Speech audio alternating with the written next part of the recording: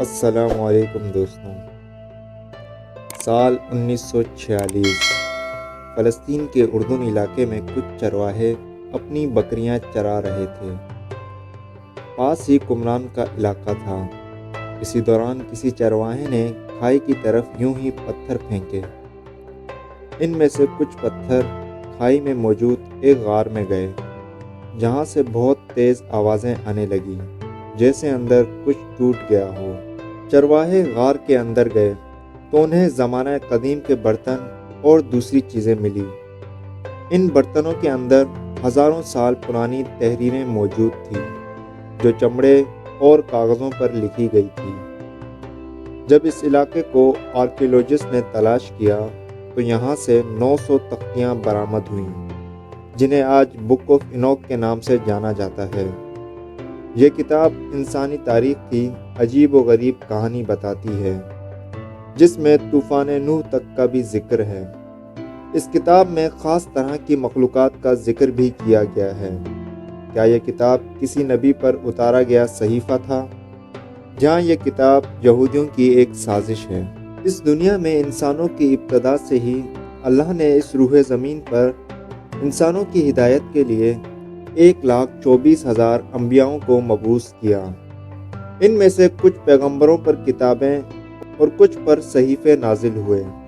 ان میں توریت، زبور اور انجیل ایسی کتابیں ہیں جن میں اللہ کا فرمان، پیغمبروں کے اقوال، تاریخ اور مناجاتیں لکھی گئی ہیں۔ لیکن ایک آسمانی کتاب یا ایک صحیفہ ایسا بھی ہے جس میں پراسرار اور حیرت انگیز باتیں لکھی گئی ہیں۔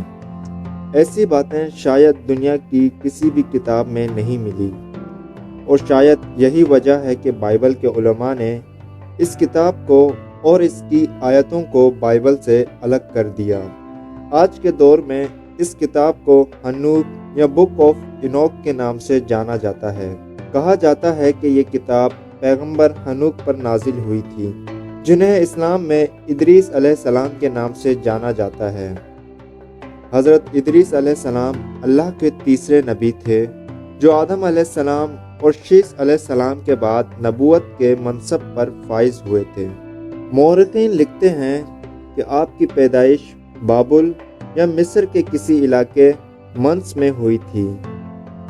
ادریس علیہ السلام یارک کے بیٹے تھے، جو آدم علیہ السلام کی 7ویں نسل سے تعلق رکھتے ہیں، اور حضرت نوح علیہ السلام کے پردادا تھے۔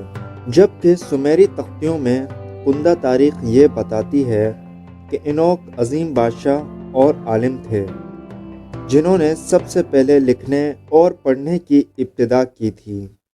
اینوک کی کتاب انسانی تاریخ کی بہت ہی عجیب و غریب داستان کو بیان کرتی ہے، جس کے مطابق خداوند نے آسمان سے فالن اینجلز کو گرایا تھا، جن کا سردار شامیازہ تھا۔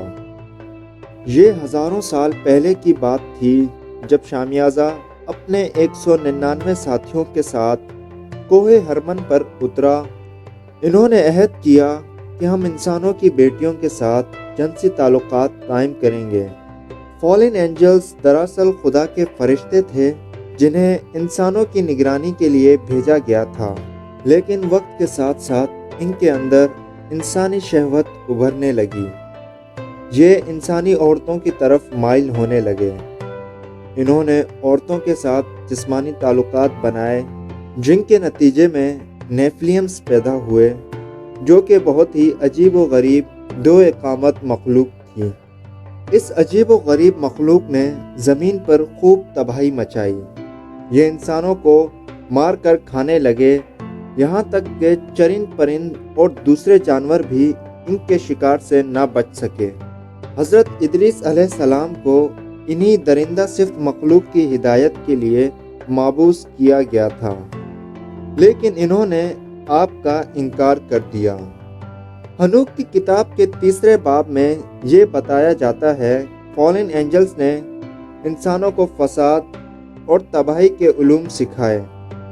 مثلاً عزازیل نے انسانوں کو تلواریں بنانا سکھائی، اس نے انسانوں کو زیورات بنانا سکھائے اور آنکھوں کو سنوارنا بھی سکھایا، اور اسی طرح شامیازہ نے جادو کرنا سکھایا۔ امروز نے ستاروں کے علم اور ککابی نے علم فلکیات انسانوں میں پھیلا دی۔ زمین پر ہونے والے اس فساد کو دیکھ کر خداوند نے 4 فرشتے یعنی مائیکل، یوریل، رافیل اور گیبریل کو زمین پر بھیجا۔ ان فرشتوں نے نیفلیمز کو سزا دی اور ان میں سے کچھ کو ہلاک کر دیا جنہوں نے عورتوں کے ساتھ ناپاک رشتے بنائے تھے۔ لکھا گیا ہے کہ ان فرشتوں نے نیفلیمز کو زمین کے اندر قید کر لیا جہاں وہ تا قیامت قید ہی رہیں گے۔ ادریس علیہ السلام کو اللہ کی طرف سے یہ قدرت حاصل تھی کہ وہ زیر زمین دنیا میں بھی جا سکتے تھے۔ اس کے علاوہ کتاب حنوک میں یہ بھی بتایا گیا کہ کس طرح ادریس علیہ السلام فرشتوں کے پروں پر سوار ہو کر اڑتے تھے اور آسمان سے دنیا اور پہاڑوں کو دیکھا کرتے تھے۔ حنوک کی گزارش کے باوجود بھی خداوند نے فیصلہ کیا کہ زمین پر ایک عظیم سیلاب آئے گا جس سے تمام نیفلیمز اور دیو قامت مخلوق ختم ہو جائے گی اور زمین کو پاک کر دیا جائے گا۔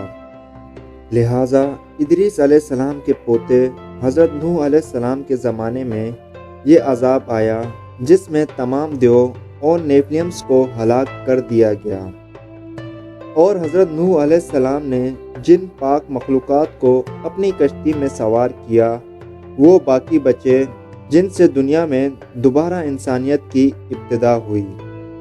دوستوں، اب سوال یہ اٹھتا ہے کہ یہ فالن اینجلز جو کہ اللہ کے فرشتے تھے وہ نافرمان کیسے ہو گئے، جبکہ فرشتے کبھی خدا کی نافرمانی نہیں کرتے۔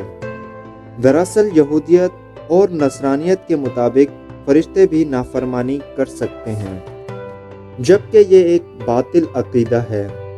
لہٰذا ایسا گمان بھی کیا جاتا ہے کہ فالن اینجلز کوئی فرشتے نہیں تھے، بلکہ یہ جن تھے جنہیں نافرمانی کے سبب زمین پر گرا دیا گیا تھا اور اہل کتاب نے انہیں فرشتہ بنا کر پیش کیا۔